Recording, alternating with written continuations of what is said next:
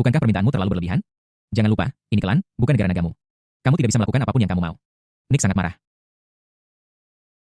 Permintaan Yelang tidak diragukan lagi adalah tamparan di wajahnya. Sebagai pemimpin nomor 3, bagaimana mungkin dia menggunakan nyawa anak buahnya untuk memenuhi tuntutan orang-orang naga? Bagaimana ini bisa meyakinkan publik? Mustahil. Kamu tidak harus melakukannya, tetapi jika aku melakukannya sendiri, jumlah kematian mungkin tidak hanya sekitar 20 orang. Yelang masih menatap Nick dengan tenang seolah dia tidak peduli apakah dia marah atau tidak. Nick mencibir, betapa sombongnya, apa pendapatmu tentang kami? Klan, kamu bisa datang dan pergi sesukamu? Apakah kamu pikir kamu bisa keluar dari sini dengan selamat? Apa yang paling dipuji orang luar tentang klan adalah kekacauan. Perkelahian bersenjata terjadi setiap hari, dan banyak orang mati. Jika ada beberapa orang naga di antara mereka secara tidak sengaja. Tidak ada yang bisa kita lakukan tentang itu. Junzi maju selangkah memancarkan aura membunuh. Dia menatap Nick di depannya dengan niat membunuhnya. Jika tidak ada solusi lain, menculik Nick dan pergi dari sini juga merupakan solusi. Jangan gugup, rileks. Yelang menepuk bahu Yuyan dan pada saat yang sama berkata kepada Junzi, kita bisa mengalami kecelakaan. Tapi itu tidak boleh terjadi hari ini. Kalau tidak, anggota Dewan Negara Tetangga, Guan, tidak akan menutup kemungkinan untuk meminjam pasukan dari negara-negara tetangga.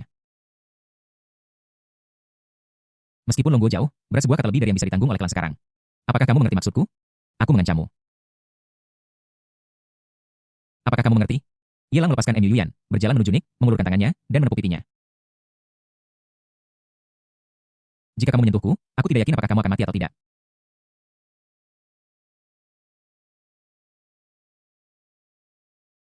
Tetapi angkatan bersenjata lokalmu di klan pasti akan menjadi tikus yang menyeberangi jalan. Jika kamu tidak percaya, kamu bisa mencobanya, mengancam. Di bidang ini, Yelang adalah ahlinya. Jika kamu datang ke sini dan bertemu dengan seorang pemimpin yang hanya tahu bagaimana menodongkan pistol, alhasil, tentu saja dia bertemu seseorang yang sedang belajar di negara panjang dan tahu betapa kuatnya negara panjang itu. Apa salahnya menindasnya? Apakah dia berani bergerak? Contohnya, sekarang wajah Nick sedang difoto. Dan tangannya berada di sarung pistol di pinggangnya. Apakah dia berani menarik pistolnya? Tidak, dia tidak berani. Niko yang telah belajar di luar negeri tahu lebih baik daripada siapapun betapa kuatnya negara naga. Tidak peduli seberapa marahnya dia di dalam hatinya, dia akan menahannya. Setidaknya hari ini, dia tidak akan berani menyerang Yelang. Bab 298, jangan menundukkan kepalamu. Bukankah semuanya akan berakhir jika kamu mati muda? Jangan melotot padaku. Dengan sedikit kekuatan yang kamu miliki. Simpan saja untuk istrimu saat kau pulang ke rumah. Yelang menepuk wajah Nick dengan ringan. Aku harap kau bisa mempertimbangkan permintaanku dengan hati-hati. Kalau tidak, aku tidak bisa menjamin apa konsekuensinya nanti. Setelah mengatakan ini tanpa melihat Nick yang matanya hampir keluar, Yelang berpamitan dan pergi bersama Yuyan dan Lin Youchu. Setelah meninggalkan kantor, Lin Youchu menelan ludahnya dan berkata dengan panik, Yelang, bukankah kamu tadi sedikit terlalu ekstrim? Ini adalah wilayah klan, lagi pula. Kamu bilang kamu tidak akan memukul wajah seseorang. Tapi kamu memukul wajah orang itu. Intinya adalah dia adalah pemimpin ketiga dari angkatan bersenjata lokal klan. Pria itu pasti sangat marah, apalagi ketika dia berjalan keluar kantor tadi, aku menoleh ke belakang dan melihat mengapa bola matanya begitu melotot. Apakah ini perbedaan ras? Sungguh menakjubkan. Yuyan memegang dahinya dan menatap sahabatnya yang tak kenal takut itu, merasa sedikit tidak berdaya. Setelah mendengar dua kalimat pertama, dia pikir Lin Youchu telah mengubah gendernya dan sebenarnya khawatir tentang hal ini. Alhasil, percakapan menjadi tidak sesuai topik, dan fokusnya adalah bagaimana bola mata Nick bisa melotot begitu jelas. Apa kamu bercanda? Ini adalah gedung perkantoran angkatan bersenjata setempat klan dan penuh dengan orang-orang bersenjata setempat. Tapi Vanik tidak memahaminya sedalam itu. Pasti akan ada konflik barusan, dan kemudian mereka akan dikepung oleh angkatan bersenjata setempat klan. Ini adalah gedung kantor klan, bahkan jika Huang Tua dan yang lainnya yang menjaga rumah datang ke sini, mereka tidak dapat menyelamatkan mereka. Apakah kamu tahu betapa berbahayanya tadi jika Nick meminta bantuan? Kita akan terjebak dan tidak akan pernah bisa pergi dari sini. Yuyan menusuk dahi Lin Youchu dengan jarinya. Lin Youchu bergidik seluruh tubuhnya, dan setelah mengambil beberapa langkah, tubuhnya mulai sedikit gemetar. Kamu takut sekarang, tapi di mana kamu tadi? Yuyan memutar matanya dan memarahinya dengan suasana hati yang buruk. Lin Youchu mengerucutkan bibirnya dan menarik-narik sudut pakaiannya dengan malu-malu. Yuyan, aku tidak tahan lagi. Aku terlalu banyak minum kopi di kantor pria itu. Melirik orang-orang klan yang dari waktu ke waktu berjalan melewati koridor. Dengan sedikit keserakahan di matanya, Lin Youchu menyerah pada Yuyan dan malah meraih lengan Yelang. Ikut aku ke toilet. Ayo pergi. Aku hanya ingin pergi ke kamar mandi. Yelang mengangkat sudut mulutnya sedikit dan melirik kedua kaki panjang Lin Youchu yang malu-malu. Seperempat jam kemudian, di kantor Nick, seorang pria bersenjata lokal berseragam masuk. Menundukkan kepalanya dan berbicara dalam bahasa asli klan. Tuan Nick, adakah yang bisa saya lakukan untuk Anda? Apakah orang-orang itu sudah pergi?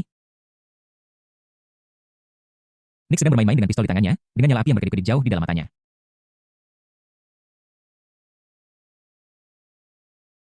Sebelum pergi, seorang pria dan seorang wanita pergi ke toilet lalu pergi. Setelah pria kulit hitam itu menjawab, dia berinisiatif. Mr. Nick sepertinya sangat tidak senang dengan orang-orang itu. Apakah Anda perlu saya membawa orang ke orang kulit hitam itu membuat gerakan menyeka lehernya dan menatap Nick dengan ragu-ragu? Jangan lakukan itu untuk saat ini. Kirim beberapa orang untuk mengikuti mereka dan mencari tahu keberadaan mereka. Tunggu instruksi saya. Nick memerintah tanpa pertanyaan. Di klan, dia adalah bosnya, bukan Yelang dan yang lainnya. Beraninya dia bersikap arogan di kantornya dan bahkan berani menamparnya di wajah. Siapa yang memberi Yelang muka? Apa kau benar-benar berpikir kau orang penting? Bukankah itu hanya memberitahu konsulat negara tetangga? Jika aku tidak bisa pindah hari ini, bagaimana dengan besok? Klan sangat kacau, siapa yang tahu hidup siapa yang akan terpengaruh? Lagi pula, di klan. Dia memiliki dukungan dari ratusan orang dan ada banyak sekali orang yang bersedia bekerja untuknya. Tidak ada bandara di klan So, jika Yelang dan yang lainnya ingin pergi, mereka harus melewati jalan yang menuju negara tetangga. Jika Yelang mengalami kecelakaan setelah meninggalkan klan, bagaimana mereka bisa menimpakan tuduhan palsu pada klan? Bermain dengannya sama dengan mencari kematian. Nick melihat keluar jendela kaca besar, ekspresinya menjadi semakin garang. Ini sangat nyaman. Lin Youchu bersandar di kursinya dan meregangkan tubuh. Memang benar. Tidak banyak jalan di sini di klan, tetapi toiletnya cukup bersih. Mu Yuan melirik Yelang dengan curiga di sebelah kanan mencoba membaca sesuatu dari wajahnya, tetapi pria itu menutup matanya begitu dia masuk ke mobil. Aku tidak tahu apakah dia lelah atau apakah dia melakukan sesuatu sambil menemani Lin Youchu ke kamar mandi. Hei, klan ini ternyata punya cangkir emas besar. Lin Youchu berseru kaget saat melihat sebuah mobil Fan Jinbei melaju di luar jendela. Cukup mengejutkan melihat mobil yang familiar ini di negara asing. Mu Yuan sedang dalam suasana hati yang buruk, merasa ada sesuatu yang tidak beres. Dia berkata dengan sedih, banyak mobil familiar yang sebagian besar dijual ke negara-negara kecil ini secara internasional, tidak mengherankan melihat mereka di sini tidak perlu terlalu terkejut. Dia tidak melihat ke arah Lin Youchu tapi ke arah Yelang yang matanya tertutup dan bertanya dengan rasa ingin tahu, kita telah menyinggung angkatan bersenjata setempat. Apa yang harus kita lakukan sekarang di masa depan di klan pasti akan menjadi sasaran di mana-mana. Atau kita harus kembali ke Cina, selain klan negara-negara kecil lainnya juga dapat dipertimbangkan sebagai opsi untuk membangun pabrik. Tidak harus di sini, tidak perlu menghadapi mereka secara langsung, dia takut Yelang akan terus bersikap sembrono.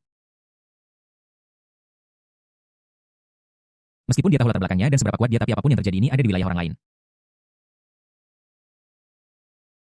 Hanya melihat orang-orang yang dibawa Yelang bersamanya ditambah pengawal yang dibawanya, jumlahnya kurang dari 80 orang.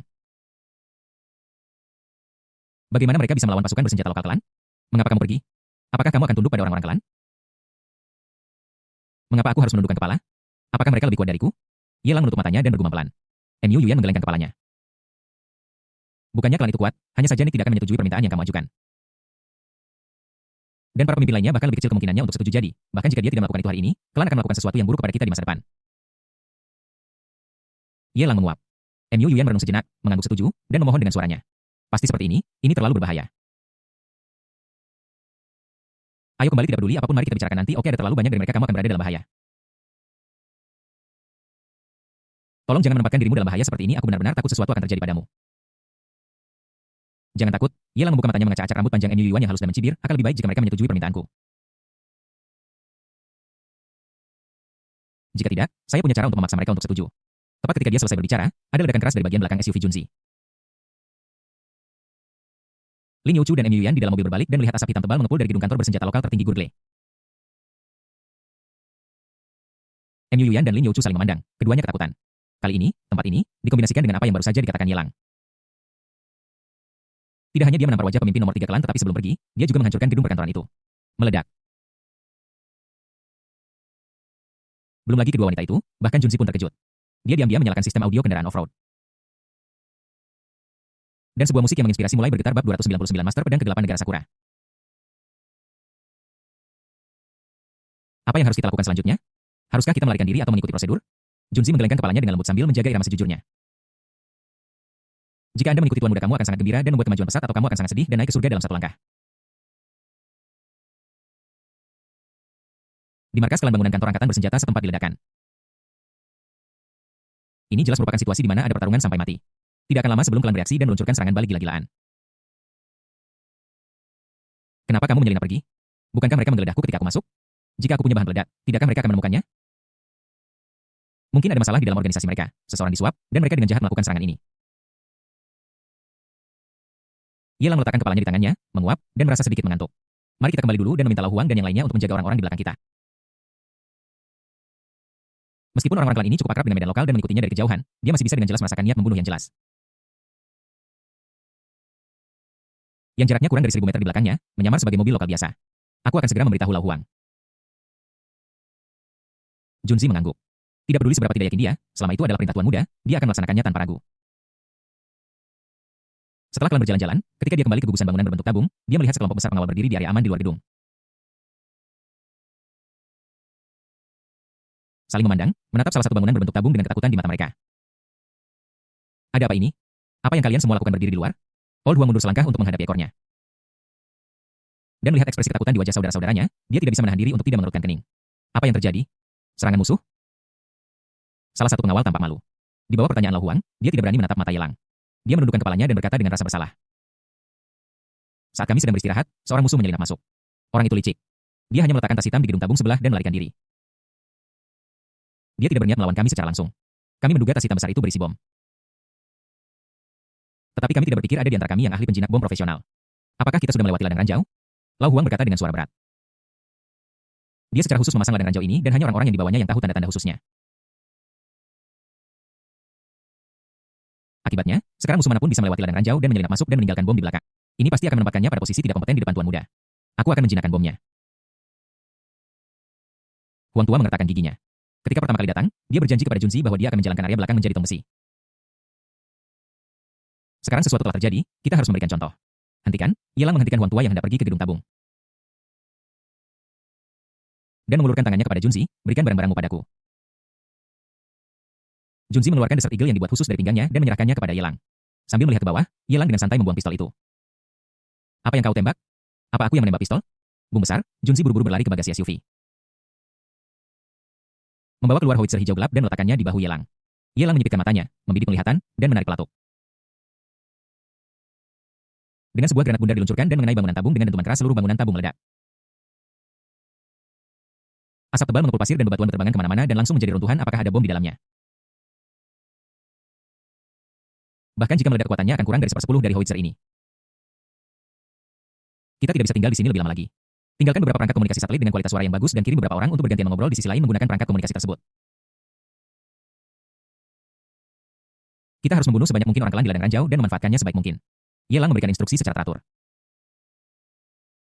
Di wilayah terbelakang secara teknologi dan tanpa hukum ini, beberapa trik sederhana dapat melenyapkan sekelompok angkatan bersenjata lokal yang tak kenal takut. Adapun dia, tentu saja kami akan mencari organisasi yang menempatkan bom itu. Apa kau bercanda? Ada berbagai macam orang di klan. Meskipun ada banyak sekali kekuatan dan organisasi, beberapa bisnis hitam dijalankan di area tanpa hukum ini. Tapi naga laut ini telah datang. Tidak peduli apakah organisasi lokal itu harimau atau serangga, mereka harus berbaring di hadapannya. Kelompok mana musuh-musuh itu berasal? Jika kamu bahkan tidak tahu ini, kamu bisa berkemas dan kembali. Junzi berdiri di samping Yelang menatap Lao Huang dengan nada serius. Dia marah mewakili Tuan Muda, dan pada saat yang sama dia memberi Old Huang jalan keluar. Dia seorang ninja dari negara Sakura. Gerakannya sangat aneh. Orang ini pasti anggota Dark Blade lokal. Sekitar 20 km dari gedung kantor Clan Center terdapat sebuah organisasi yang sangat besar bernama Dark Blade. Di antara mereka, yang paling menakutkan adalah tim ninja yang sulit ditangkap di Dark Blade. Biasanya tidak banyak orang, formasi kecil tidak lebih dari selusin orang. Tetapi mereka dapat membunuh musuh yang jumlahnya 10 kali lipat dari mereka secara diam-diam. Bahkan angkatan bersenjata lokal klan tidak memiliki keberanian untuk mencabut kumis harimau dengan mudah. Seperti yang kita semua ketahui, tujuan dari organisasi-organisasi ini sama sekali bukan untuk memiliki klan. Mereka hanya memanfaatkan keuntungan regional dari tempat ini tanpa yurisdiksi apapun dan mengoperasikan rantai keuntungan mereka sendiri. Saat malam tiba, awan gelap menutupi langit dan suasana berat menggantung di udara. Sebuah bar dengan lampu neon unik negara Sakura. Itu berisik dan dipenuhi dengan musik kecil dan tajam yang kadang cepat dan kadang lambat.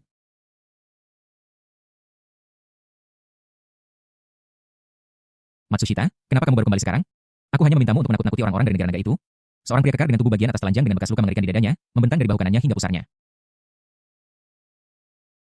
Dia sedang memeluk seorang wanita berkimono dengan satu tangan memegang gelas anggur merah dengan tangan yang lain. Dan menyilangkan kakinya dia menatap ninja Matsushita yang masuk dari luar. Dan tidak bisa menahan diri untuk menggoda apakah sudah selesai berapa banyak orang naga yang mati Panasonic mengertakkan giginya, tidak berkata apa-apa, dan duduk diam di sofa impor. Dia melihat sekeliling seolah ingin menghafal wajah semua orang di bar dalam waktu sesingkat itu dan melihat menembus para master yang tersembunyi di antara mereka. Melihat Matsushita mengabaikannya, pria kekar itu mendengus dingin, memalingkan kepalanya, dan mulai meraba-raba wanita berkimono itu. Pada saat ini, dua pria berkulit kuning berjalan masuk dari luar bar. Itu segera menarik perhatian beberapa orang Sakura di bar. Mereka tidak bisa mengetahui apapun tentang pria kurus yang memimpin kelompok itu kecuali bahwa dia tampan. Namun pria tegap yang mengikuti di sampingnya seperti harimau yang sedang tidur dengan aura membunuh dia datang dengan niat buruk. Bab 300 gadis keberuntungan dengan status temperamen dan kekayaan. Ye Lang tidak melihat orang-orang Sakura yang menatapnya dengan penuh ketamakan. Dia berjalan dengan tenang ke arah pria kekar itu, memilih sebuah sofa mewah yang unik, dan duduk. Tiba-tiba, suara bising di seluruh bar berhenti dengan tiba-tiba seolah-olah seseorang telah mencubit leher mereka. Semua orang menahan napas. Karena kursi ini secara eksklusif milik orang dewasa itu, dan rupanya seseorang berani duduk di atasnya. Kalian tahu. Masalah paling serius dari orang dewasa itu adalah misofobia, dia membenci semua yang bukan miliknya. Perilaku Ye Lang sama dengan dijatuhi hukuman mati. Apa yang kamu lakukan di sana? Apa kamu tidak tahu bagaimana cara menyajikan anggur? Ye Lang berbicara dialek Longguo dengan lancar dan berteriak pada seorang pria mirip Sakura yang berpakaian seperti pelayan. Pria Sakura kurus itu menggerakkan bibirnya tetapi tetap berjalan dengan nampan dan menyerahkan minuman kepada Ye Lang. Kebanyakan orang tidak tahu bahwa pelayan ini sebenarnya adalah seorang ninja Sakura dan seorang Chunin berpangkat tinggi. Dia sudah membuat tanda silang besar di atas Ye Lang dalam benaknya dan memutuskan bahwa ini adalah pria yang ditakdirkan untuk mati.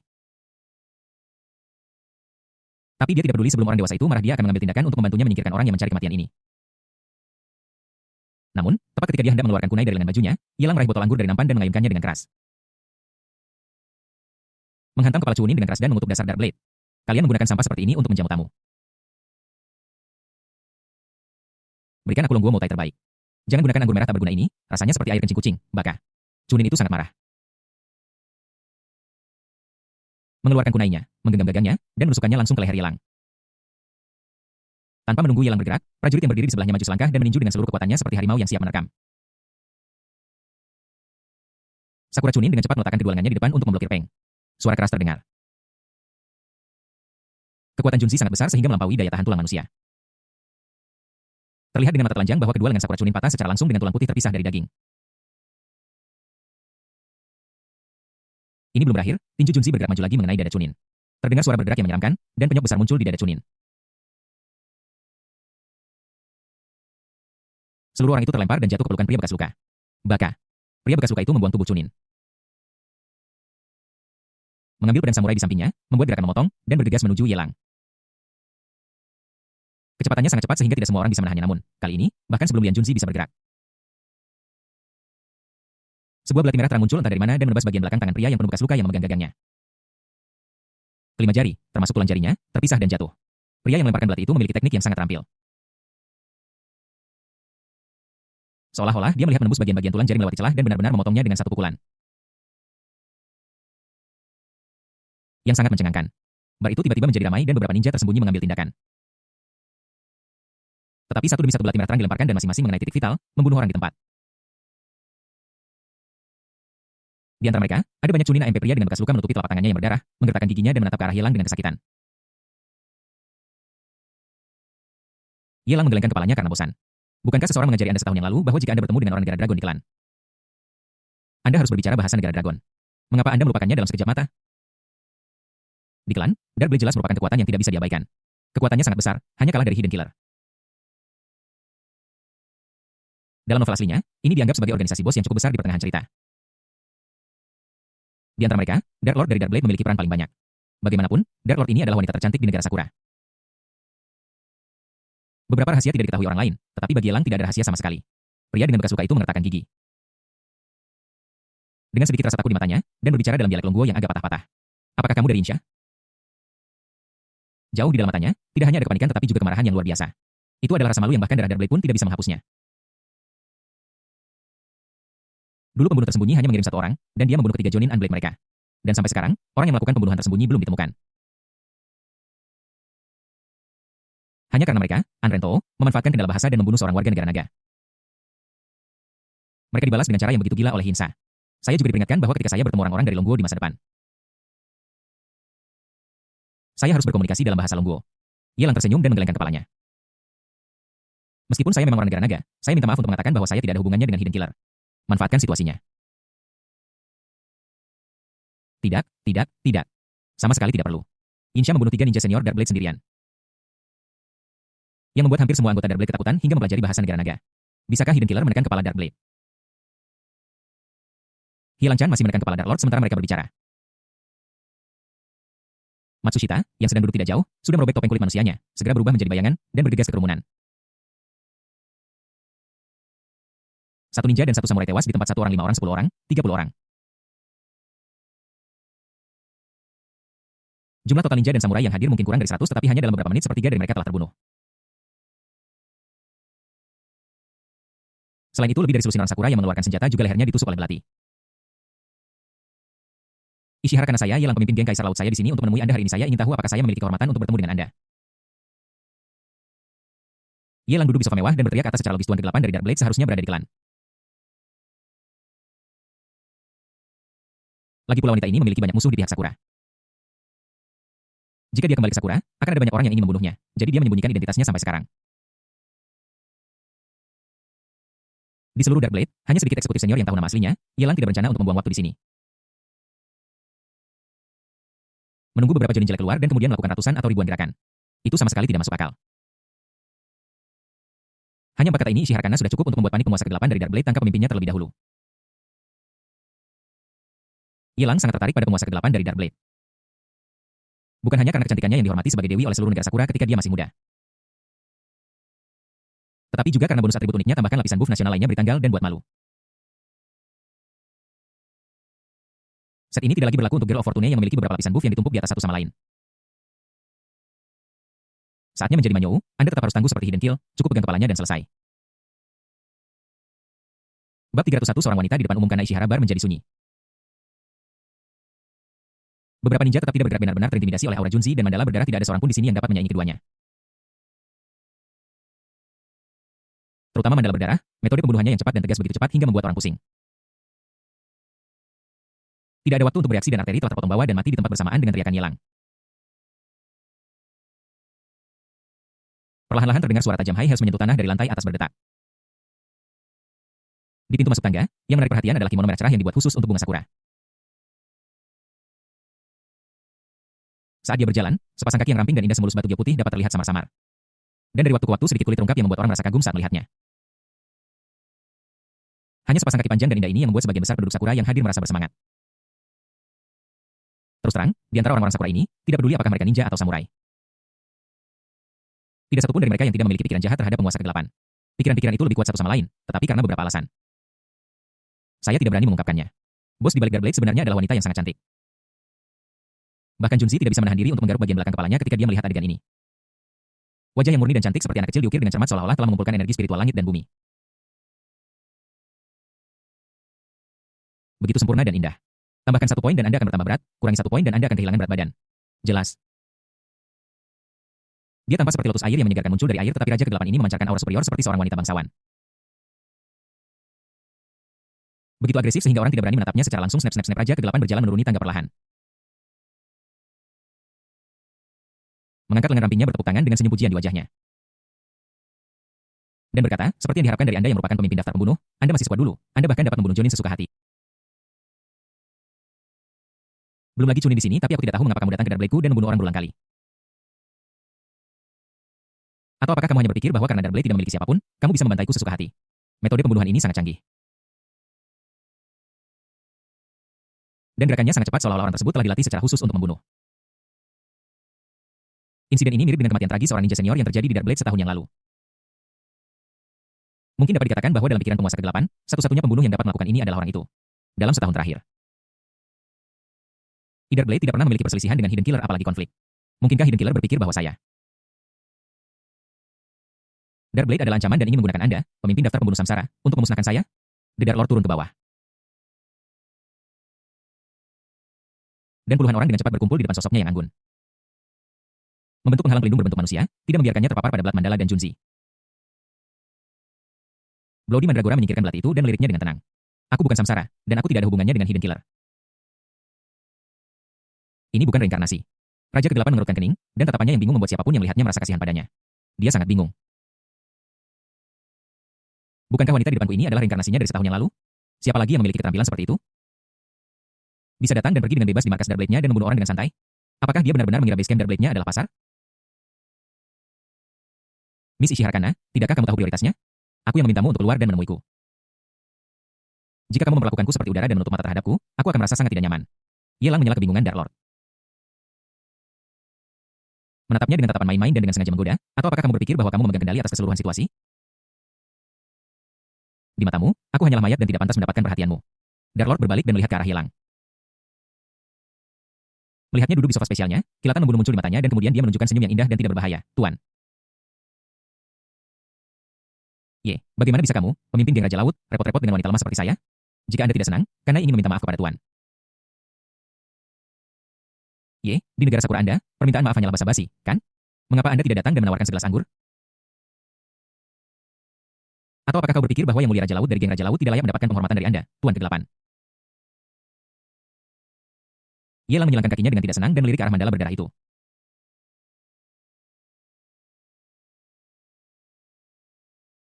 Sebuah belati dilemparkan dan mengenai seorang Chunin tepat di lehernya. Chunin itu jatuh dengan bunyi gedebuk sambil memegangi lehernya. Dia kehabisan napas dan meninggal di tempat.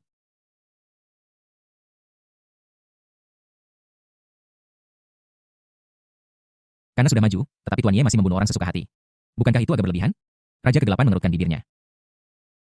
Melirik ke arah Chunin yang mati, dan dengan cepat menarik kembali pandangannya tanpa menunjukkan rasa kasihan atau penyesalan, seolah-olah itu hanya seekor hewan mati.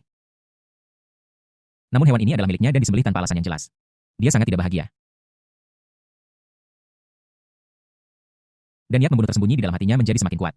Yelang merasa geli, dan itu benar. Darlord yang dulunya memiliki penampilan seperti dewa di negara Sakura dapat berbicara bahasa Mandarin naga dengan sangat baik dan itu sangat standar. Selain itu, dia sangat perhatian dan terlihat seperti bangsawan wanita agresif dengan wajah seperti anak kecil. Namun, niat membunuh di hatinya mungkin tersembunyi dari orang lain tetapi tidak bisa tersembunyi dari indera bahayanya. Apakah hanya itu? Anda, orang-orang Darkblade, menjatuhkan bom di markas geng Kaisar Laut saya. Bukankah kau mencoba melenyapkan geng Kaisar Lautku dalam satu serangan kilat? Ini hanyalah permulaan menurut informasi yang dapat dipercaya. Setidaknya ada 1000 dari kalian, Darblades, dikelan berapa banyak yang mati? Bahkan tidak sepersepuluhnya. Yelang menunjuk ke arah Ishiharakana dan berkata, kemarilah dan minum dalam 1 menit aku akan berbicara denganmu dengan benar. Kalau tidak, kamu akan menanggung akibatnya. Penguasa pedang ke-8. Sangat agresif sehingga kita hanya bisa menonton dari kejauhan. Omong kosong. Hal-hal ini mungkin terdengar mengesankan di depan orang lain, tetapi di matanya, itu semua omong kosong. Saya minta maaf karena saya tidak dapat memenuhi permintaan Tuan. Permintaan Ye. Ada sedikit nada marah dalam nada bicara penguasa ke-8. Dia memiliki misofobia parah dan ketika Yelang duduk di sofa yang hanya miliknya, dia sudah dijatuhi hukuman mati. Belum lagi sekarang masih ada berbagai macam kesulitan. Dia hanyalah pemimpin geng Kaisar Laut.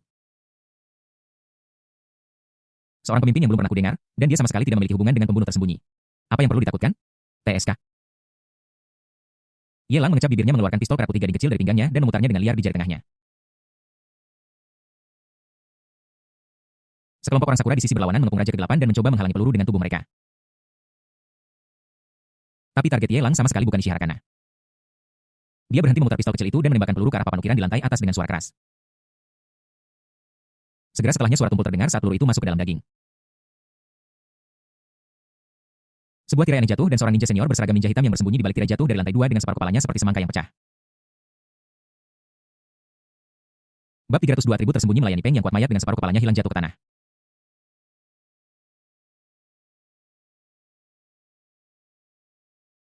Darah berceceran di mana-mana, dan bau darah yang menyengat langsung menyebar.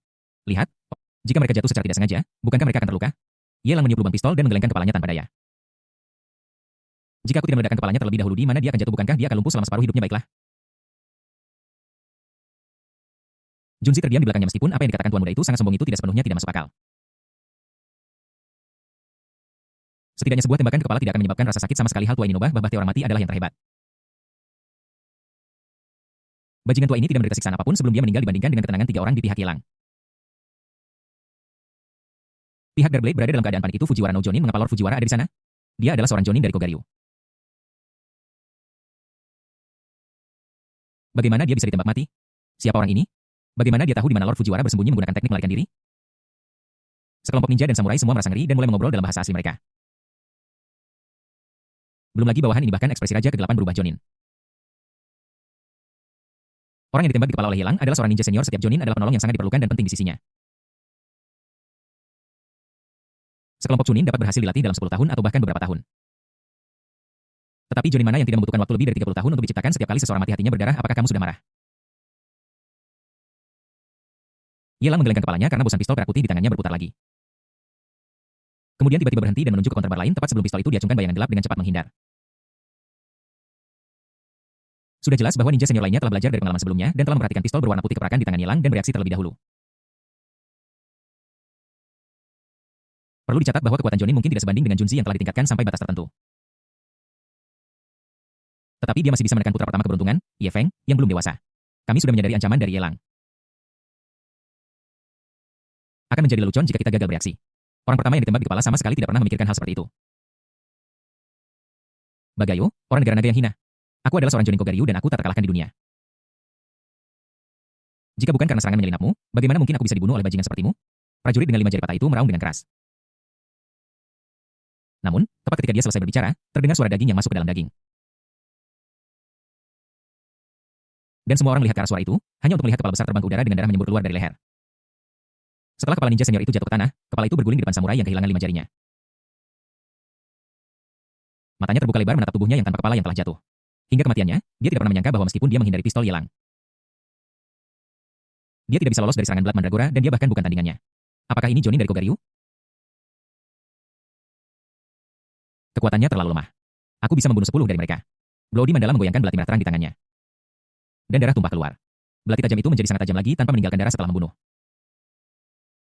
Setelah meminum 40 botol ramuan konstitusi 10, kekuatannya telah mencapai batas dari apa yang bisa ditingkatkan oleh sistem saat ini. Belum lagi para ninja senior ini, bahkan jika Chen Fen si anak keberuntungan dari naskah ini datang, dia mungkin bukan tandingannya. Tentu saja, prasyaratnya adalah Chen Fen tidak menjadi semakin berani seiring berjalannya pertarungan. Dan menerobos ketika dia terluka parah. Miss Ishihara Kana, inikah kartu yang Anda pikirkan, kan? Apakah kamu pikir dengan 12 Jonin Kogaryu yang bersembunyi di bar mereka dapat mengambil nyawa kita bertiga? Yelang tersenyum.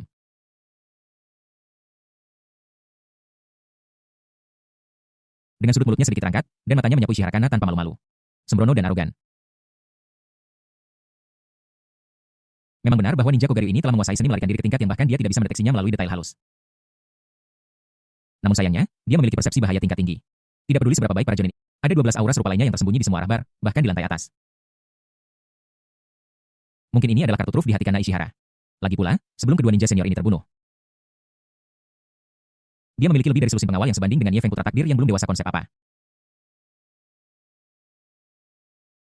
Kekuatan yang sangat besar kamu siapa kamu bahkan penguasa ke-8 yang telah kehilangan 2 ninja senior tidak bisa lagi menahan diri. Ekspresinya tiba-tiba berubah dan niat membunuh yang melonjak membuat wajahnya yang cantik seperti anak kecil menjadi lebih dingin. Dia memiliki wajah bayi, bermain seorang wanita bangsawan dan bersikap dingin serta tidak mengizinkan siapapun mendekatinya. Penampilan Kana Ishihara yang memiliki banyak lapisan buff menjadi semakin jelas dalam benak Yelang. Sungguh pedang ke-8 dan penguasa ke-8 yang hebat. Perjalanan yang sangat berharga. Tetap saja, kukatakan, kemarilah dan minumlah. Kita bisa bicara pelan-pelan jika ada yang ingin kita katakan. Yelang menyilangkan kakinya dan menatap Kana Ishihara dengan tenang. Adapun ke-12 Jonin, masing-masing setia kepada Kana Ishihara dan tidak akan mengkhianatinya. Bahkan dia ingin memiliki kekuatan seperti itu untuk dirinya sendiri. Lagi pula, menggunakan benda ini sebagai umpan meriam sangat mengasyikan dan memuaskan. Kita tidak bisa membunuh mereka semua. Wajah Ishihara Kana menjadi dingin. Dan dia berkata dengan dingin kepada sekelompok bawahan yang menghalangi jalannya menyingkir dari jalan ser. Anda tidak boleh mendengarkan orang ini. Dia punya niat buruk dan ingin menculik Anda, ser. Anda tidak boleh pergi ke sana. Sekelompok orang Sakura dengan lantang berusaha menghentikan mereka dan beberapa bahkan berlutut di tanah dan memohon pergi dari sini. Kana Ishihara berteriak dingin dengan tekad di mata indahnya. Orang-orang Sakura ini saling memandang dan tidak seorang pun dari mereka berani untuk tidak mematuhi keinginan penguasa ke-8. Mereka hanya bisa memberi jalan selangkah demi selangkah.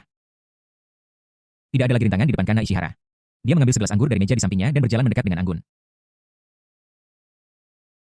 Saat dia berjalan sosoknya bergoyang dengan wewangian di bawah kimononya sepasang kaki putih ramping membuat jantung pria itu berdebar. Ketika jarak di antara mereka kurang dari 5 meter, Yelang mengangkat tangannya untuk menghentikan Ishihara Kana agar tidak mendekat rasa takut. Apakah kamu khawatir Kana Ishihara selingkuh? Tidak, tidak, tidak. Yelang sama sekali tidak tahan dengan sikap acuh dan dingin Ishihara Kana. Dedar lor penampilan orang yang dipuja sebagai abadi oleh negara Sakura, jadi kenapa tetap saja seorang wanita? Kau pikir kau siapa bersikap sebenar? Jangan kira dia tidak tahu atribut tersembunyi Ishihara Kana adalah samurai kuat. Siapa peduli jika dia adalah pelayan yang kuat atau pemakan senjata? Tidak ada yang berhasil di depannya dia menguap mempertanyakan dan memerintah. Bukankah kamu memakai kimono? Betapa tidak tulusnya kamu datang ke sini. Gunakan hadiah nasionalmu berupa bunga sakura dan berlututlah untuk membawakannya kepadaku. Bab 303 berbicara tentang kerjasama dengan Kana Ishihara. Baka, kau sudah keterlaluan. Bagaimana kau bisa layak menduduki posisi setinggi yang mulia? Kata-kata Yelang benar-benar membuat marah kelompok prajurit dan ninja di belakang. Di mata mereka, Dark Lord hanyalah sosok surgawi, jenis yang bukan dari dunia ini. Mereka tinggi hati dan perkasa di dalam hati mereka dan tidak akan membiarkan penghinaan apapun sama sekali.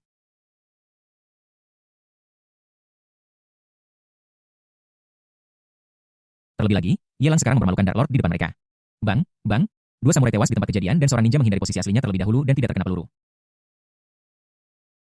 Namun sebelum dia bisa senang, mandala berdarah itu berubah menjadi bayangan hitam dan menyerang dia memotong leher seorang Chunin MS Ishiharakana. Bawahanmu sepertinya sangat tidak puas denganku. Yelang menggelengkan kepalanya dan menunjuk ke lantai tidak jauh di depannya. Kuharap kau tidak mengatakan apapun untuk membantahku.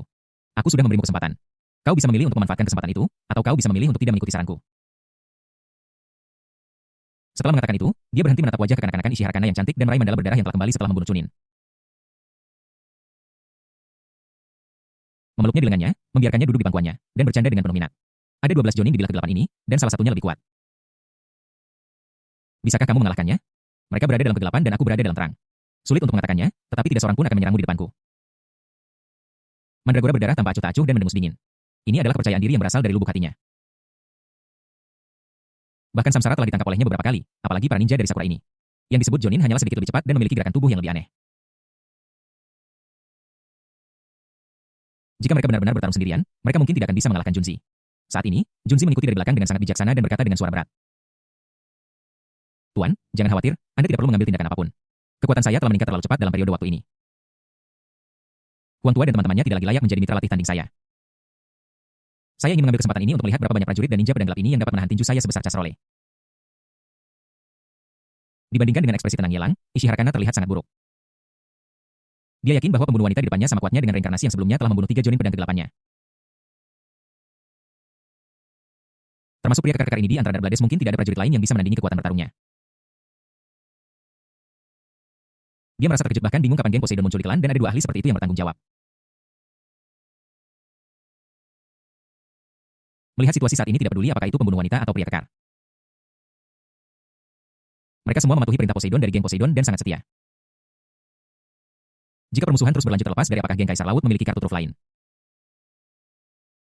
Pria dan wanita di depannya sudah cukup untuk menyebabkan kerusakan serius pada bilah tersembunyinya, bahkan jika dia menang dia akan terluka parah. Saat itu aku benar-benar tidak akan bisa mendapatkan pijakan yang kuat di klan. Setelah ragu-ragu untuk waktu yang lama, karena Ishihara akhirnya berhenti menjadi begitu pendiam. Sebaliknya, dia membungkuk ke arah Yelang, berlutut di atas kedua lututnya.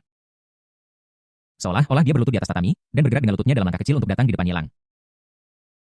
Dia mengangkat anggur di atas kepalanya dengan kedua tangan dan bersulang untuk Yelang dengan segelas anggur.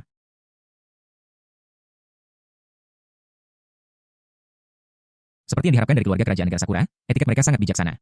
Karena dia berdiri tinggi di atas, dia bisa melihat pemandangan indah di dalam melalui kimono yang luas. Wajah Ishiharakana berubah drastis setelah mendengar kata-kata Yelang, dia tidak bisa lagi tetap tenang apalagi yang kau tahu. Keluarga kerajaan negara Sakura bagaimana pria di depannya ini tahu identitasnya yang telah dia sembunyikan selama bertahun-tahun. Bahkan di antara Jonin Dark Blade, ada beberapa yang tahu sangat sedikit tentang ini. Dia hampir melupakan identitas ini tetapi sekarang dia mendengarnya lagi dari mulut seorang pria asing yang belum pernah dia temui sebelumnya. Itu membuatnya merasa panik ketakutan telanjang karena terlihat tanpa penyembunyian apapun. Yelang terkekeh dengan acuh tak acuh. Aku tidak tahu banyak hanya hal-hal yang orang luar tahu dan hal-hal yang orang luar tidak tahu aku tahu sedikit. Contohnya dendam darah yang mendalam yang kamu bawa dan contohnya 12 Jonin yang berdiri di belakangmu sekarang adalah semua eselon atas dari salah satu cabang Kogaryu.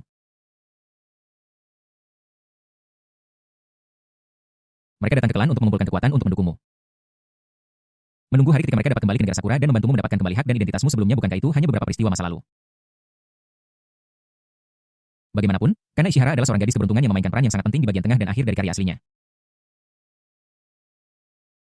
Bagaimana mungkin Yelang tidak memahaminya? Namun, dia tidak menyangka bahwa seseorang di Dark Blade akan mengancamnya di markas klan terlebih dahulu. Jika bukan karena ini, dia tidak akan datang untuk mencari Ishihara terlebih dahulu, tetapi akan langsung pergi ke senior kedua. Misteri Tere, ada beberapa hal yang mungkin perlu kita diskusikan secara detail. Maukah Anda naik ke atas bersama saya? Karena Ishihara membuat undangan itu. Yelang menguap. Oh, tidak, aku terlalu malas untuk bergerak, tidak apa-apa di sini. Aku hanya berpikir ada terlalu banyak orang di sini, jadi aku akan membersihkan tempat ini. Dia melambaikan tangannya, dan Bloody Mandragora dan Junzi bergegas menuju kelompok samurai dan ninja pada saat yang sama. Dalam 10 menit, jeritan kesakitan yang menyedihkan terdengar di bar. Orang-orang Sakura yang awalnya berbisik satu sama lain semuanya telah berubah menjadi mayat. Mereka yang meninggal di tangan mandala berdarah masih bisa mempertahankan tubuh yang utuh. Mereka yang menjadi sasaran tentara meninggal dengan cara yang sangat kejam dengan tulang yang tak terhitung jumlahnya patah, organ-organ tertusuk, dan berdarah hebat. Aku tidak tahu apa yang sedang terjadi, tetapi ketika seorang tentara pasukan khusus pensiunan seperti Junzi menghadapi orang-orang dari negara Sakura. Seolah-olah dia memiliki lapisan buff merah di atasnya dan kerusakannya sangat dahsyat.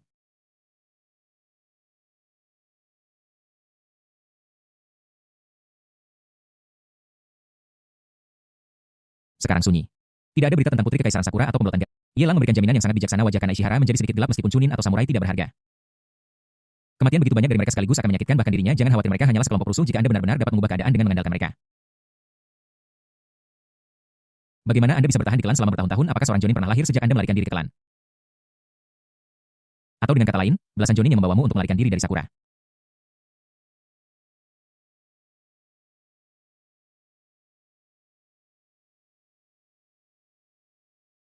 Setelah mengutak-atiknya selama beberapa tahun, bisa kembali ke Sakura dan membunuh sebanyak mungkin orang yang kamu inginkan.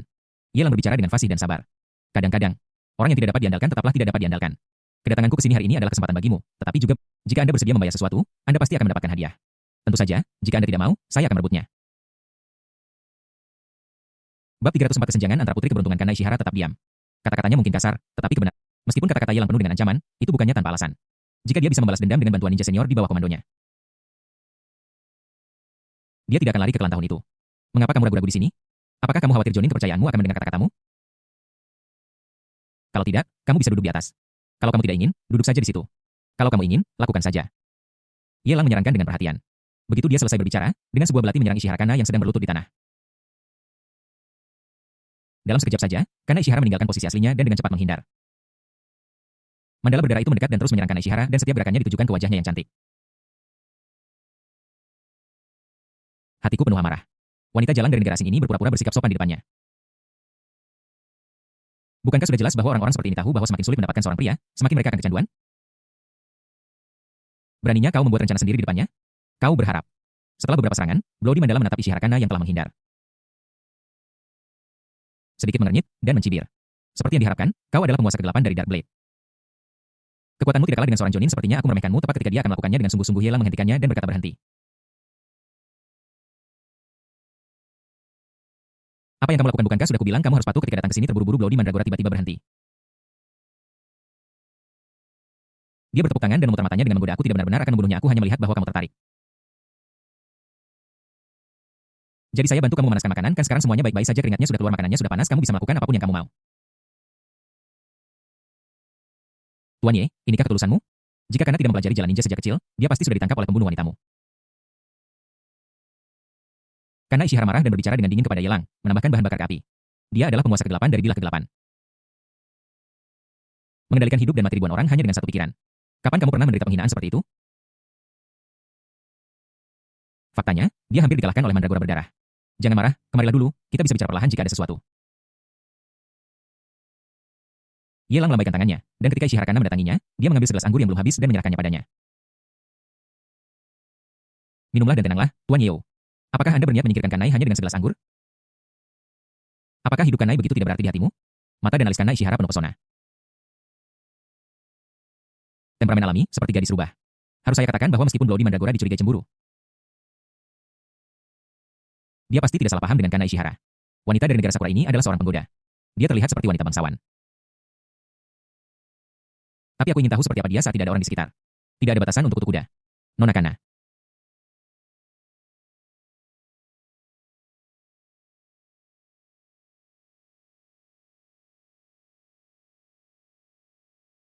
Apa yang kamu bicarakan? Di mataku, hidupmu jelas tidak berharga. Kemudian berbalik untuk menatap Yelang. Lalu, Tuan Ye, mengapa Anda tidak mencari keadilan untuk Kana? Baru saja, Kana tidak melakukan apapun untuk menyinggung saudari ini, apalagi menyinggungnya, kan, Giro? Menatap Mandala berdarah itu dengan ekspresi agak tidak senang di wajahnya. Mandragora berdarah mengangkat kepalanya dengan tatapan tidak senang, tampak menyendiri seperti angsa hitam dan mendengus dingin. Apa yang kamu lakukan? Kemari. Yelang berbicara, memerintah dengan nada yang tak perlu dipertanyakan. Kamu. Mandragora berdarah tertegun di tempat. Dia tidak pernah menyangka bahwa satu kata pun dari Kana Ishihara. Rubah betina ini akan membuat Yelang sangat peduli dan bahkan membentaknya mungkinkah setelah berhari-hari kebersamaan. Dia masih tidak bisa menandingi pesona rubah betina dari tanah Sakura. Dia merasa sangat sedih dan kesal, dan mengepalkan belati di tangannya. Berharap dia bisa segera menyerang dan menggaruk wajah Ishihara Kana menjadi berantakan. Namun, dia tidak berani melakukan sesuatu yang jelas bisa dilakukan karena dia tidak tahu apa yang akan Yelang pikirkan setelah dia melakukan itu. Atau bahkan bagaimana dia akan menghukumnya. Kemari. Yelang berbicara untuk kedua kalinya. Mandragora berdarah ragu-ragu tidak peduli seberapa enggan dia. Dia tidak berani membantah setelah melihat betapa seriusnya Yelang. Dia hanya bisa terhuyung-huyung dan berjalan menuju Yelang dengan enggan. Kana Ishihara melihat ekspresi enggan Bloody Mandragora dengan sedikit kegembiraan yang hampir tidak terlihat di matanya.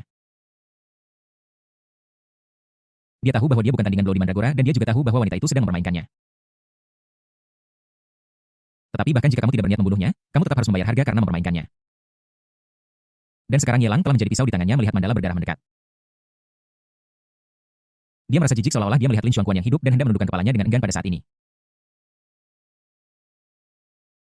Yelang mengulurkan tangannya dan tiba-tiba menarik Mandala berdarah itu ke dalam pelukannya. Gelas anggur di tangannya memercik ke seluruh wajah cantik Ishiharakana dan bahkan gelas itu mengenai dahinya yang mulus. Dia berteriak. Kau meminta lebih dari seinci, dan kau ingin gasingku meminta maaf padamu?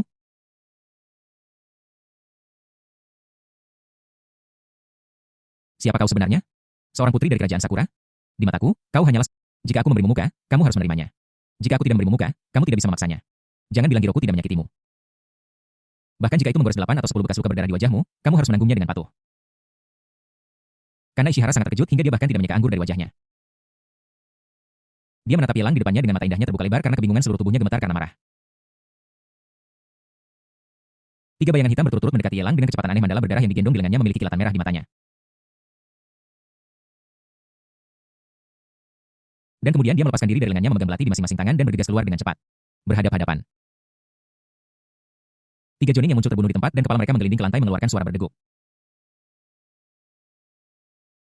Dia mengangkat kepalanya, suaranya jernih, tetapi penuh dengan dominasi yang tak perlu dipertanyakan lagi. Manifku, kamu berani menyentuhku, kamu akan mati. Bab 305 mengambil kembali bilah ke-8 pada saat ini, niat membunuh mendidih di hati Mandala darah. Hanya beberapa Jonin Sakura yang berani bertindak terlalu lancang di depannya. Kamu berani menyerang laki-lakinya? Sungguh omong kosong. Ishiharakana menatap pemandangan di depannya dengan takjub. Tiga Jonin ditangani oleh pembunuh wanita ini hanya dalam satu perjumpaan. Dia hampir tidak percaya dengan apa yang dilihatnya. Mereka adalah Jonin dari sekolah Koga. Masing-masing dari mereka membutuhkan waktu puluhan tahun untuk mengolahnya dan harus memiliki bakat yang sangat tinggi untuk menjadi orang yang kuat. Seluruh sekolah Koga Ryu tidak lebih dari 30 orang. Tetapi disinilah mereka berada di depan Mandala berdarah ini. Dibantai seperti babi dan anjing. Sekarang hanya ada 9 Jonin yang tersisa di antara seluruh pasukan tempur tingkat tinggi Dark Blade. Meskipun beberapa dari mereka lebih kuat dari Jonin, karena Ishihara tidak berpikir bahwa ini akan cukup untuk memastikan keselamatan. Di depan Bloody Mandragora, dia tidak lagi memiliki kepercayaan diri yang cukup. Aku memberimu kesempatan, tetapi kamu tidak berguna. Siapa yang bisa kamu salahkan? Yelang maju selangkah, mencubit dagu Ishiharakana yang lembut, mengangkatnya sedikit, menatapnya dari atas. Sedikit mengangkat sudut mulutnya dan tersenyum main-main. Mulai hari ini, tempat ini milik geng Kaisar Laut. Dan Dark Blade menjadi milik geng Kaisar Laut. Mengenai perintah apapun dari geng Kaisar Laut, Dark Blade harus mematuhinya. Apa kau mengerti? Karena Ishihara merasakan sakit di dagunya tetapi dia tidak melawan. Baru sekarang dia menyadari bahwa pria di depannya benar-benar memiliki aura jahat yang mengerikan. Ditatap oleh tatapan sengitnya seperti berjalan di malam yang gelap dan ditatap oleh serigala yang ganas. Membuatnya merasakan hawa dingin menjalar di tulang punggungnya. Dia dengan panik bahwa mungkin kesan pertamanya salah.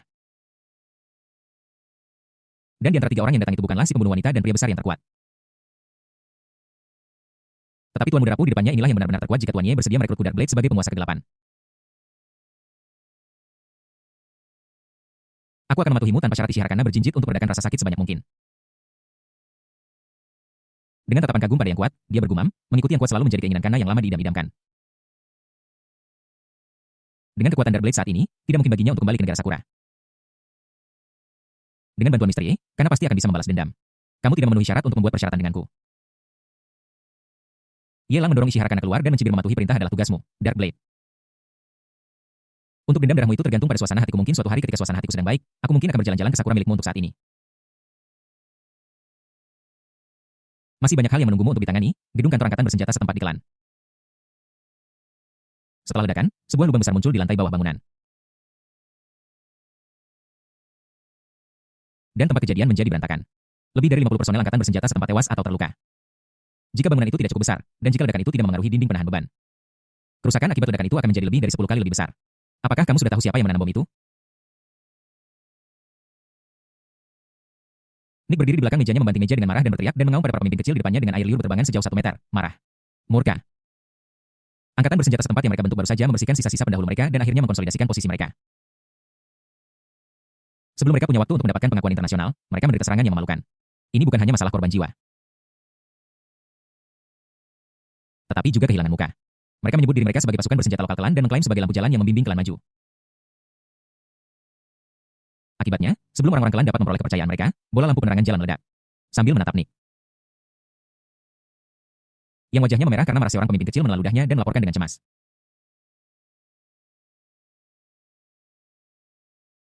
Setelah ledakan, saya segera mengorganisir orang-orang untuk menutup tempat kejadian. Bahkan seekor lalat pun tidak bisa terbang keluar. Tidak ada orang yang mencurigakan. Kerusakan yang disebabkan oleh ledakan itu begitu besar sehingga bom itu pasti terlalu besar untuk dibawa bersamamu. Jika ada sesuatu yang tidak normal, pos pemeriksaan dan pos penjagaan akan menemukannya terlebih dahulu. Sangat mungkin itu dilakukan oleh kelompok orang naga yang datang ke sini dan pergi. Bagaimana bisa ada kebetulan seperti itu? Tidak pernah ada ledakan seperti itu sebelum mereka datang ke gedung.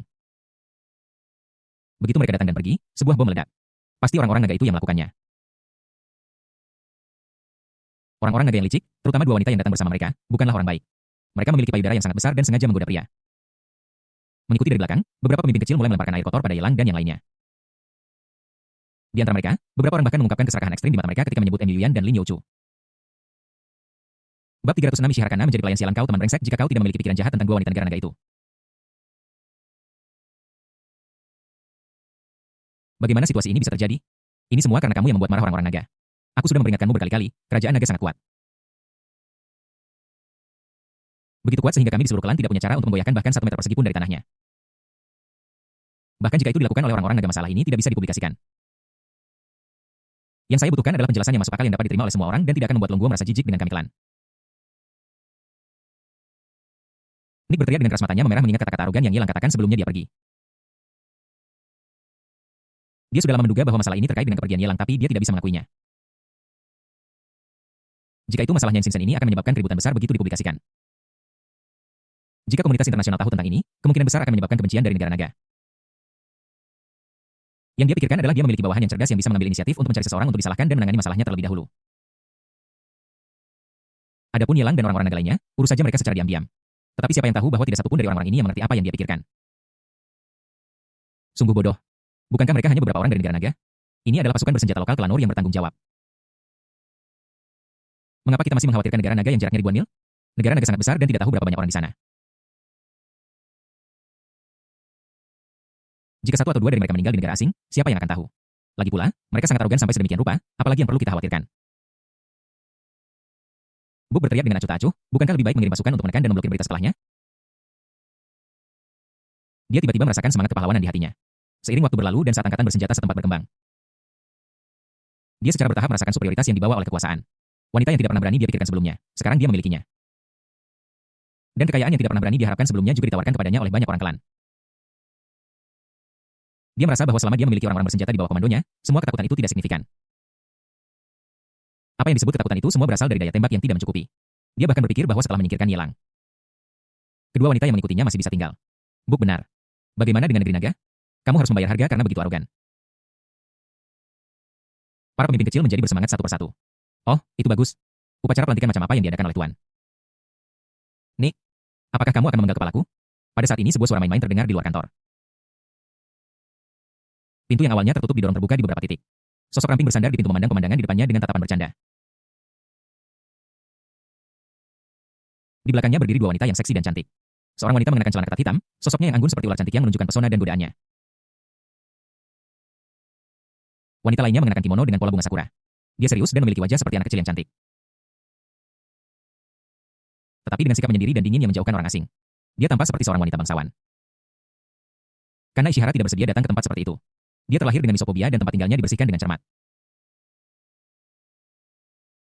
Jika ada sedikit saja ketidakbersihan, seseorang akan merasa tidak nyaman. Belum lagi gedung perkantoran di sini baru saja mengalami serangan bom. Dan ada runtuhan batu-batu yang pecah dan darah di mana-mana di sepanjang jalan, tapi di depan Yelang, dia sama sekali tidak punya hak untuk memilih. Kamu masih berani datang? Nick memelototi Yelang, seluruh tubuhnya gemetar karena marah. Dia tidak pernah berpikir bahwa orang ini akan datang ke kantornya saat ini. Apa yang terjadi? Apakah semua penjaga di luar sudah mati? Bahkan ketiga orang naga ini tidak dikenali Swiss. Para pemimpin kecil mengeluarkan pistol dari pinggang mereka dan hendak bertindak, tetapi Nick berteriak dalam bahasa klan berhenti. Tuan Nick, orang-orang ini berasal dari negara naga ini adalah kesempatan yang baik untuk menangkap mereka semua dalam satu kesempatan. Dia mencari kematian, tidak ada alasan untuk membiarkannya pergi. Setiap pemimpin kecil memiliki tatapan yang garang di mata mereka. Buk menatap Blood Mandragora dan Ishihara di belakang Yelang dan keserakahan di matanya menjadi semakin intens. Dia hanya tidak mengerti mengapa pria kurus dari negara naga ini dikelilingi oleh begitu banyak wanita cantik yang seksi. Dua yang pertama dan dua yang terakhir. Apakah tubuh pria kurus ini lebih seksi daripada bulu dadanya? Hentikan. Nick berteriak dengan marah, kata-katanya penuh dengan dingin. Banyak pemimpin kecil saling memandang, dan tidak satupun dari mereka yang berani melanggar keinginan Nick. Lagi pula, Nick memiliki status tertinggi di sini dan memegang kekuasaan atas hidup dan mati mereka. Termasuk Book yang paling flamboyan, semua orang hanya bisa menekan keserakahan mereka dan meletakkan pistol mereka. Yelang masuk dengan senyum, dan saat dia memindai ruangan, matanya berhenti beberapa detik di wajah Book. Dia berjalan ke meja seolah-olah tidak ada seorang pun di sekitar, menarik keluar kursi Nick, duduk di atasnya, meletakkan tangannya bersama-sama untuk menopang meja. Memiringkan kepalanya untuk melihat Nick yang matanya hampir menyemburkan api. Dan berkata dengan jahat, bagaimana menurutmu, apakah kamu ingin memberikan jawaban tentang masalah menindas wanitaku? Nick berkata dengan wajah datar, apakah kamu yang memasang bom hari ini? Yelang mengangguk tanpa ragu, ya. Siapa lagi kalau bukan aku? Apa kau bercanda? Aku menggunakan dinamit kelas tinggi. Meskipun jumlahnya kecil, kekuatannya besar. Dengan teknologi semacam ini, bisakah kau? Kelande mengembangkannya dengan tempat sekecil upil. Bab 307 aktivasi atribut pelayan yang kuat. Dia duduk di kursi Nick.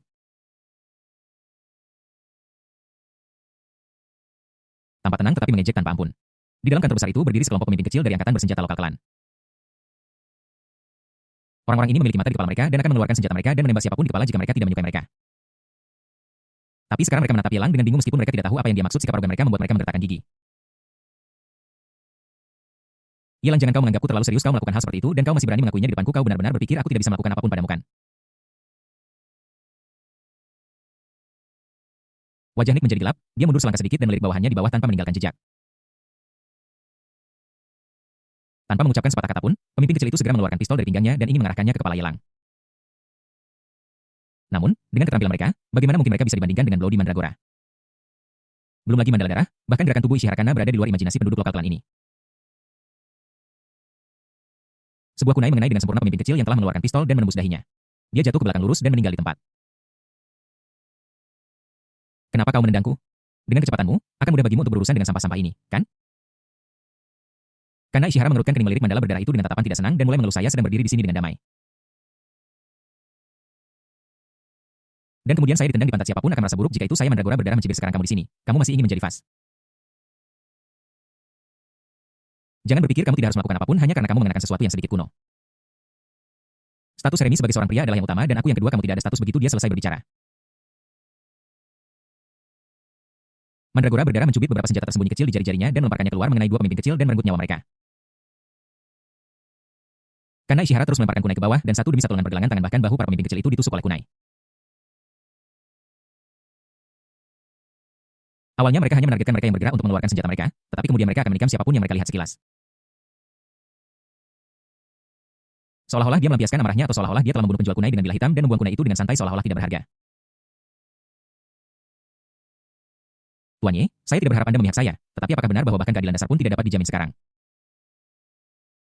Jika ini benar, aku merasa sangat tidak aman, karena Ishihara menatap Yelang dan mengeluh dengan nada suara penuh keluhan.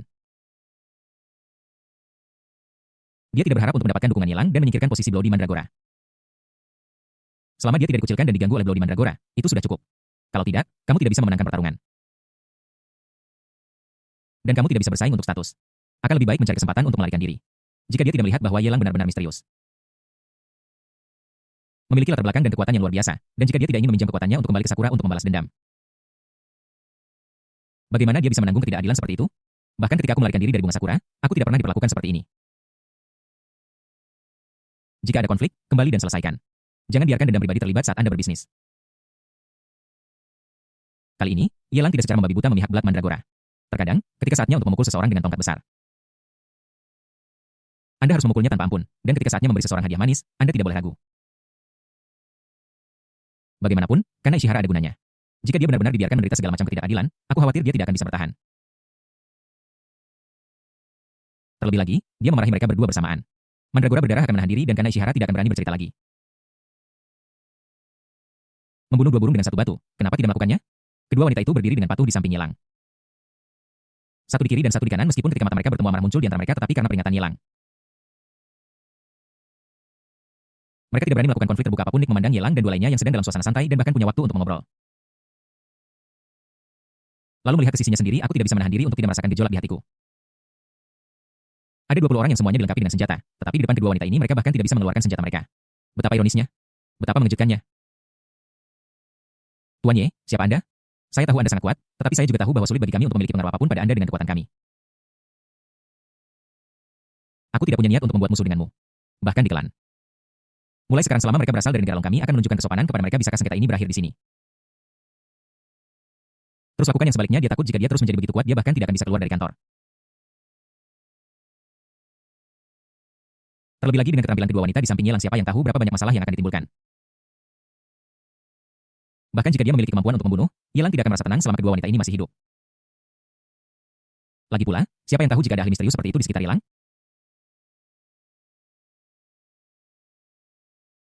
Memang benar bahwa dia ingin mendapatkan kembali muka untuk pasukan bersenjata lokal klan, tetapi dibandingkan dengan nyawanya, itu adalah hal sekunder. Bukankah kamu tadi begitu arogan? Apa kamu pikir kamu bisa menahanku di sini hanya dengan mengandalkan jumlahmu? Yelang terhibur dan berkata dengan nada bercanda dalam dialek klan yang fasih. Ini cerita lama yang sama. Penggal kepala orang ini dan gantung di depan gedung kantormu selama 3 hari 3 malam. Dan umumkan kepada publik bahwa dia dibunuh karena menyinggung orang-orang naga. Dia menunjuk ke arah Buk dan memberikan saran lagi. Meskipun dia bisa membunuh Buk sesuka hati sekarang, dia tidak bersedia melakukannya. Apa artinya membunuh seseorang dan menghancurkan hati mereka? Bukankah Nick ingin melindungi anak buahnya? Bukankah Buk percaya diri karena eksploitasi militernya yang gemilang? Bagus. Dia akan mencabik-cabik persahabatan munafik ini tepat di depan para pemimpin kecil ini. Dia datang ke gedung perkantoran berulang kali, jadi tentu saja dia tidak hanya datang untuk menyelesaikan urusan dengan Buk. Dia juga ingin bisa memanipulasi angkatan bersenjata setempat di balik layar. Tidak peduli seberapa lemah angkatan bersenjata lokal klan. Mereka dapat mengumpulkan puluhan ribu pasukan dengan sedikit usaha. Bagaimana mungkin Yelang menutup mata terhadap sejumlah besar umpan meriam seperti itu? Jika Anda ingin membongkar kekuatan di dalam angkatan bersenjata setempat, Anda harus terlebih dahulu mengalahkan sepenuhnya kepercayaan di hati mereka. Ini juga alasan mengapa Yelang mengambil inisiatif untuk berbicara bahasa klan. Mustahil, meskipun Buk bersalah, kejahatannya tidak pantas mendapatkan hukuman mati.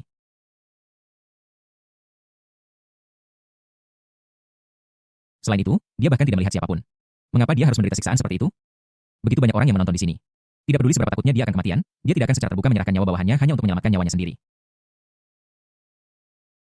Itu hanya akan mengecilkan hati bawahanmu dan menyebabkanmu kehilangan posisi kekuasaanmu.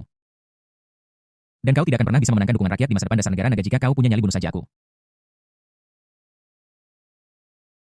Tidak perlu bagimu untuk mengancam Mr. Nitschke ini, hanya sebuah kematian. Bukan sebelum aku mati aku akan menggigit sepotong daging dari tubuhmu.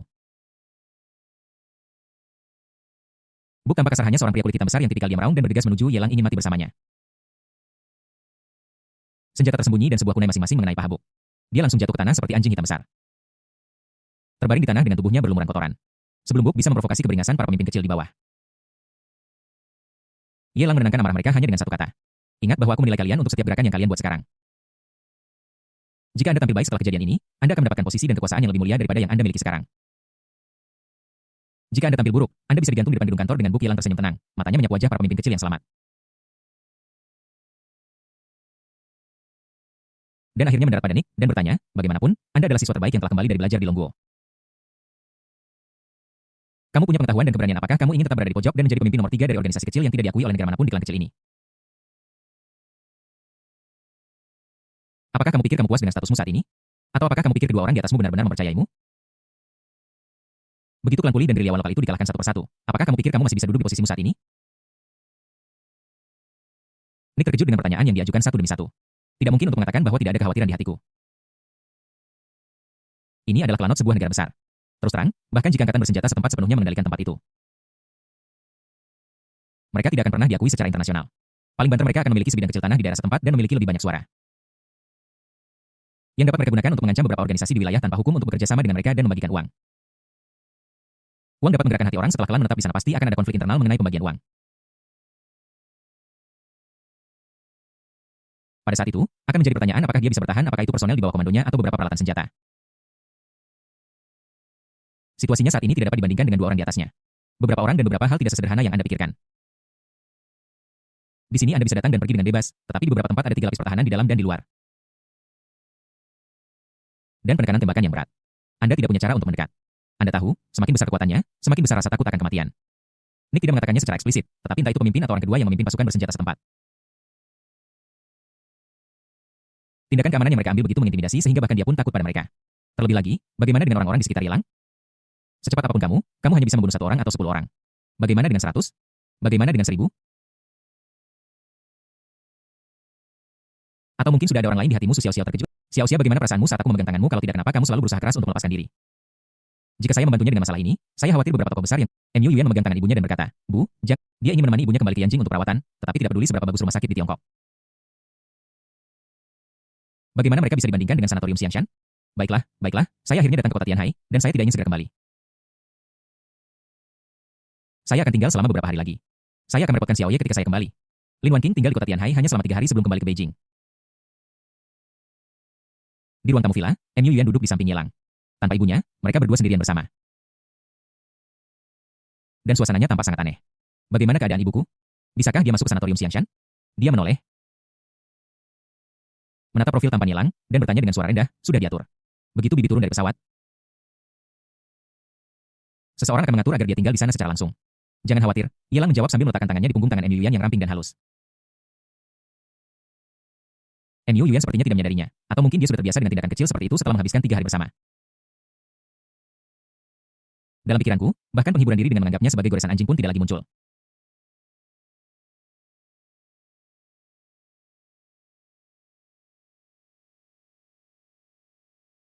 Bagaimana? Apakah calon menantumu sudah bersikap baik akhir-akhir ini? Ye Lang mengumpulkan keberanian. Dengan sedikit paksaan, dia memeluknya dalam pelukannya. Mu Yuan merasakan dada bidang itu, sedikit berjuang, dan kemudian menyerah dengan wajah merah. Jika saya membantunya dengan masalah ini, saya khawatir beberapa tokoh besar yang tidak saya sukai akan bergosip tentang saya.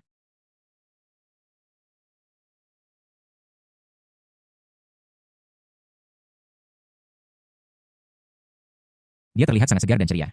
Mata pemandu belanja berbinar dan dia berseru dengan tulus. Cantik sekali. Dia bekerja di industri pakaian jadi dia secara alami tahu kebenaran bahwa pakaian membuat seorang pria. Tapi setelah berganti pakaian, Su Xiaoxiao tampak telah berubah dari itik buruk rupa menjadi angsa hitam.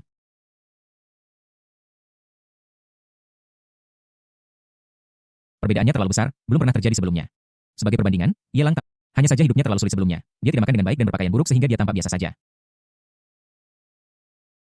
Setelah tinggal di vilanya untuk sementara waktu dan sedikit memoles diri, dia akan menjadi Mu Yuan dari Mu Ren Internasional, dan Su Xiaoxiao akan mampu bersaing dengannya. Yang ini bagus, bungkus saja dan coba yang lain. Ye Lang membuat keputusan dengan mudah. Su Xiaoxiao berganti pakaian lain dan berjalan keluar dari ruang pas dengan hati-hati. Tank top putih itu memperlihatkan tulang selangka Su Xiaoxiao yang jernih seperti kristal. Lekuk tubuh yang halus dan berkelok-kelok memamerkan sosoknya yang ramping. Dia mengenakan rok pendek berwarna merah muda-muda yang hanya mencapai 1 inci di atas lututnya. Ini adalah sesuatu yang belum pernah dicoba oleh Su Xiaoxiao sebelumnya. Dia pemalu tetapi cukup berani untuk melihat ke arah Ye Lang dan berkata dengan suara setipis nyamuk tuan muda Ye, apakah dia terlihat bagus? Terlihat bagus, aku akan mengambilnya berikutnya. Selusin pakaian semuanya sangat cocok untuk Su Xiaoxiao. Ada yang murni, ada yang riang, dan ada yang benar-benar kerajaan sosok Su Xiaoxiao seperti gantungan baju alami. Dan dia sangat cocok untuk mengenakan pakaian yang menampakkan lekuk tubuh semacam ini. Mister Ye memiliki selera yang sangat bagus. Pakaian yang dia pilih sangat cocok untuk Nona Su. Pemandu belanja tersenyum manis. Dia menemukan bahwa mengobrol dengan Ye Lang sangat menarik. Bahkan topiknya pun membosankan dan membuat orang ingin melanjutkan. Kalau begitu, aku akan menerima pujian wanita cantik itu tanpa ragu-ragu. Ye Lang mengangkat bahu tanpa berkomentar kemasi semua pakaian yang baru saja kucoba semuanya terlihat bagus saat dipakai dan Shao Sutra itu. Su Xiaoxiao bergumam terlalu banyak pakaian ini sangat mahal. Ye Lang menoleh bibirnya melengkung membentuk busur main-main. Apakah semahal porselen biru dan putih yang kamu pecahkan hingga satu kalimat mengakhiri percakapan?